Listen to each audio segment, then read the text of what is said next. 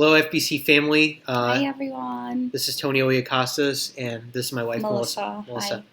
Hi. We wanted to reach out to you to let you know a little bit about how we're handling things during this pandemic for story time. But first, we wanted to extend our well wishes to everybody in the church community, and we hope that you're doing well, staying safe and healthy. And I know that things seem a little bit stressful these days, but I pray that you're making the best of everything during this time. So Melissa's going to share a little bit about how she's handling COVID-19 during this pandemic, and then I'll share some thoughts. But of course, I'll defer to Melissa first.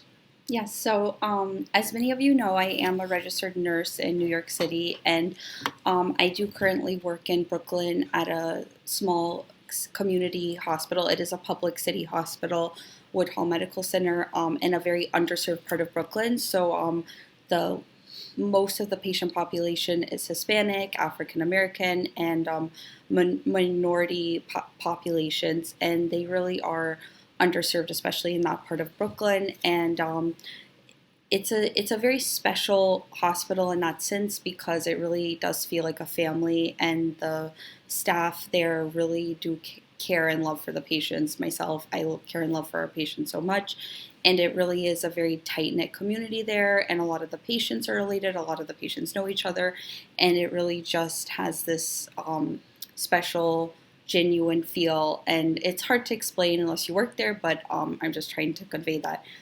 For time's sake, I'll speed it up. So I do work in, normally my position is in the medicine clinic, so it's an ambulatory care division of the hospital, so it's outpatient, and we mainly focus on preventative health, primary care, getting people referrals and things that they need, and getting people education for chronic diseases and things like that. Now, given the nature of this pandemic, most preventative health and primary care outpatient locations have transitioned to virtual care and telehealth. So with that, myself and some of my colleagues volunteered to be redeployed inpatient, and I felt that I would be more of a resource and would be able to contribute more and help people more on the inpatient setting on the front lines during this crisis. So about the last week of March is when I transitioned to the inpatient setting, and I've been there about a month. And at first, I thought I knew what I was getting myself into, but I really didn't. But all throughout the process, the Lord has really just strengthened me and given me this peace I've had in my heart and my soul. And there's been a number of moments that have been extremely humbling for me. And there's many times when I'm alone in a patient's room and I'm there with them and nobody else is there. They can't have their family there.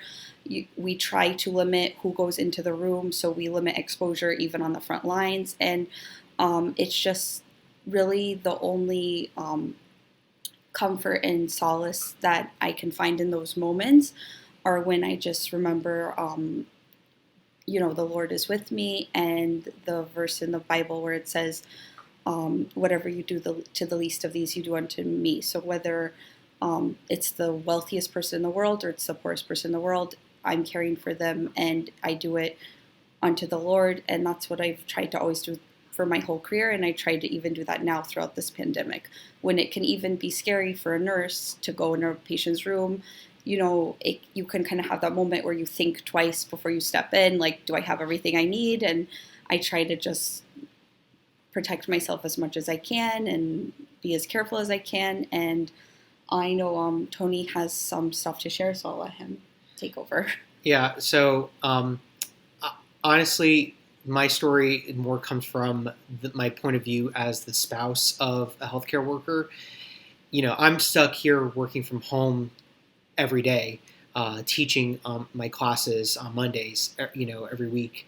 So I handle the monotony of my day like anybody else does. But in addition to that, I have the notion of thinking about Melissa constantly. Knowing that my wife is out there in PPE, where there's already a shortage of PPE out there, battling each and every day, coming home, sharing war stories, horrible, tragic stories of people suffering, knowing that this is repeated every single day practically, it just, as a spouse, it just makes me take pause and think about how I know that in spite of all the calamity going out there in the world, and in spite of all the struggle that I know Melissa's going through emotionally, physically, and psychologically, I know that at the end of the day, there is a light at the end of the tunnel, and I know that God is right behind her every single way. And I pray for Melissa every morning for protection and peace, but there's a verse in particular that I have used as sort of the structure for helping me pray for Melissa each and every day, and it comes from Jeremiah 17, verses 7 to 8, which says, "But blessed is the one who trusts in the Lord, whose confidence is in him. They will be like a tree planted by the water that sends out its roots by the stream. It does not fear when heat comes.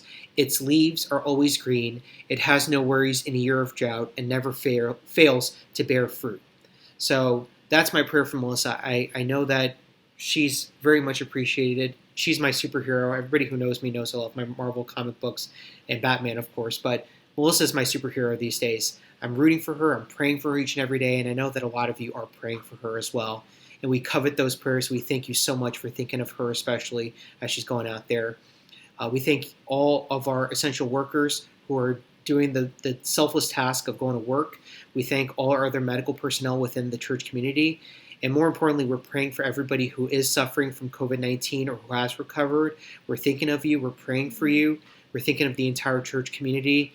I know that things are very rough these days, like I said, but Melissa and I do both look forward to the day when we can come back to FBC and worship with all of you, and where there is a moment of peace as opposed to panic. And I know that we have really tried to instill that faith over fear mentality, and I hope that you all try to do the same as well. So anyway, thank you for your time this morning. We thank you for listening to our story. And again, we're praying for all of you, and may God reign supreme throughout this whole pandemic. Anyway, take care, everybody. Thank you. Bye.